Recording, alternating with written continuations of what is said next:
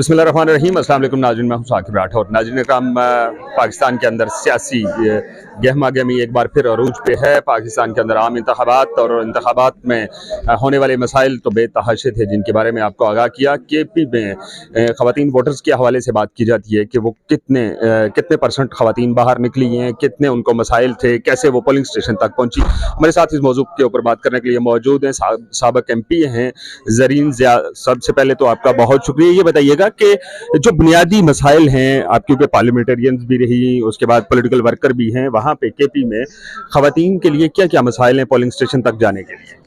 बिस्मिल्लाहिर्रहमानिर्रहीम। मेरे चूँकि ताल्लुक़ ज़िला लकी मरवत से, और मैं वहाँ पे कैंपेन कर रही थी शेर अफ़ज़ल ख़ान मरवत का NA 41 और PK 107 सराय नौरंग जो मेरा हल्का है। तो मैं ख़वातीन में वहाँ डोर टू डोर कैंपेन कर रही थी। और उसके बाद जिस दिन पोलिंग वाला दिन आया पोलिंग बूथ्स पे, तो मैं अपनी यूसीस के विज़िट किए, काफ़ी पोलिंग बूथ्स के विज़िट किए। ख़वातीन की वैसे तो वोट था, लेकिन इन्होंने हर जगह पोलिंग बूथ्स पे इन्होंने डिले करने की कोशिश की, वोटर को वोट डालने की कोशिश।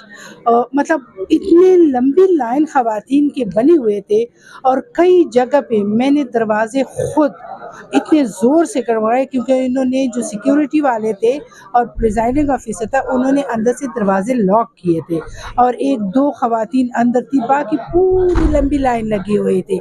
तो वो ख़वातीन बार बार यही कह रही थी कि हम इतनी देर से खड़े, हर पोलिंग स्टेशन मतलब ख़वातीन निकली थी बाहर? जी, ख़वातीन बहुत। मेरे हल्के में तो हर बंदे ने कहा कि हम PTI को वोट देंगे। मुझे जब मैंने घरों में किया तो उन्होंने यही कहा कि मैडम आप बेफ़िक्र रहे, इंशाल्लाह इमरान खान 2/3 अक्सरियत से जीतेगा। इस चीज़ को जब प्रिजाइडिंग ऑफिसर ने देखा और वहाँ पे इन लोगों ने जो बूथ्स बनाए थे, इन्होंने कोशिश ये की कि ख़वातीन को वोट डालने में इनको डिले करें, क्योंकि ये जान चुके थे कि वोट स्कीम के ऊपर आपको एतराज़ नहीं? जी, पोलिंग स्कीम के ऊपर आपको एतराज़ नहीं? नहीं, पोलिंग स्कीम के ऊपर तो वो कर रहे थे जो हमारे कैंडिडेट थे, वो चीज़ें उन्होंने की थी, लेकिन मैं तो पोलिंग बूथ वाले दिन विजिट कर रही थी, और स्पेशल मैं ख़वातीन की कर रही थी। जेंट्स की तरफ मैं नहीं गई हूँ, क्योंकि वहाँ पे हमारे जेंट्स थे, लेकिन जो हमारे वहाँ पे एजेंट थी, ख़वातीन एजेंट थी, मर्द एजेंट थे, तो वहाँ पे कई सिक्योरिटी वालों के साथ मेरी तू मैं हुई, और वहाँ पे मैंने खुद दरवाजे को तोड़ने की कोशिश की, और तब उन्होंने, अंदर पुलिस वाले 2 बैठे थे, उन्होंने उस दरवाजे को खोला। तो मैंने कहा इतनी बड़ी लाइन लगी हुई है तो आप क्यों दरवाज़ा नहीं खोल रहे? ये वोट दो, उस वक्त आप देख लें कि उस वक्त 2 बजे थी जब मैं इस पोलिंग स्टेशन में गई। उससे पहले मैं 12 बजे दूसरे पोलिंग स्टेशन में गई, फिर मैं 11 बजे जो थी वो उस वक्त शुरुआत ऐसे स्लो थे, लेकिन जो 2 बजे 12 से लेके 2 बजे का टाइम था, बेतहाशा ख़वातीन के, मैंने आज तक ऐसे ख़वातीन या यूथ्स को नहीं देखा जो वोट पोल। बिल्कुल ऐसी बात है। KP में ये कहा जाता है, इन्होंने इससे भी ज़्यादा वोट पोल होता अगर ये लोग पोलिंग बूथ पे डिले करने की कोशिश ना करते। तो ये KP में ये कहा जाता है कि ख़वातीन अमली तौर पर सियासत में नहीं आती हैं और उनको सियासत से दिलचस्पी नहीं है। आप क्या समझती हैं कि उनके सियासत के अंदर ना आने की वजह क्या हो सकती है? देखिए, ये जो सवाल आप कर रहे हैं, ये किसी ज़माने में था जब तक इमरान खान नहीं थे। जब से इमरान खान आए हैं और पाकिस्तान तहरीक-ए-इंसाफ बनी है, तो इमरान खान की वजह से हर खातून खैबर पख्तूनख्वा की पॉलिटिक्स में इन हो चुकी है।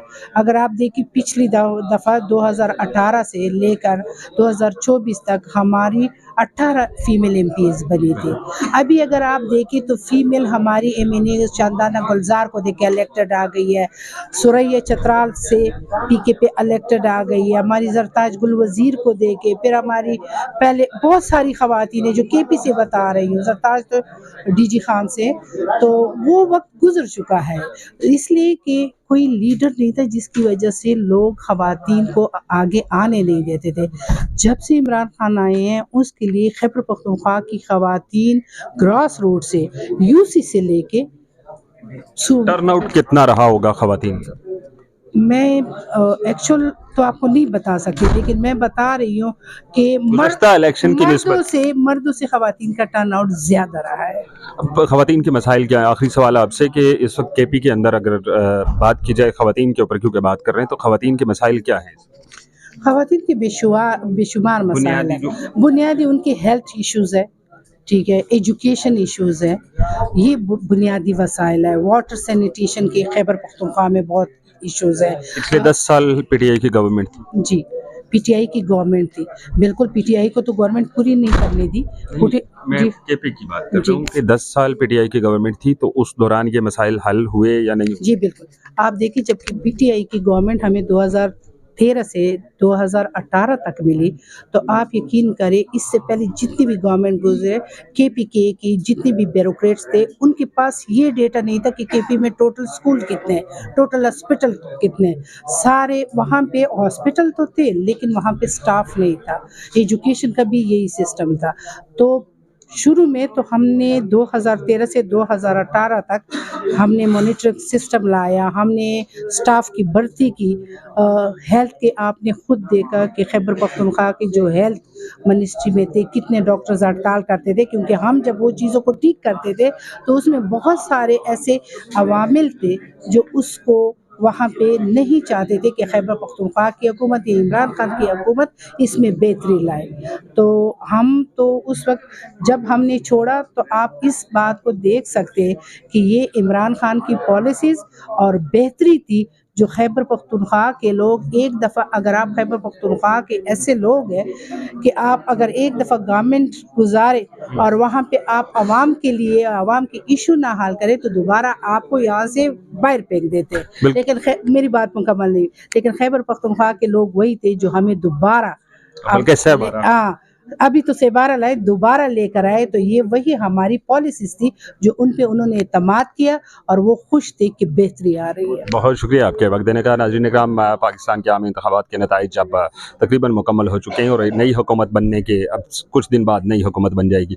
पाकिस्तान के अंदर ख़वातीन के बेतहाशा मसाइल हैं जिनको हल करने वक्त की अशद ज़रूरत है। अब देखना ये है कि मुस्तकबिल में क्या जो भी बनने वाली गवर्नमेंट है वो क्या ख़वातीन के मसाइल को हल करेगी या नहीं। देखते रहिए। अल्लाह हाफ़िज़।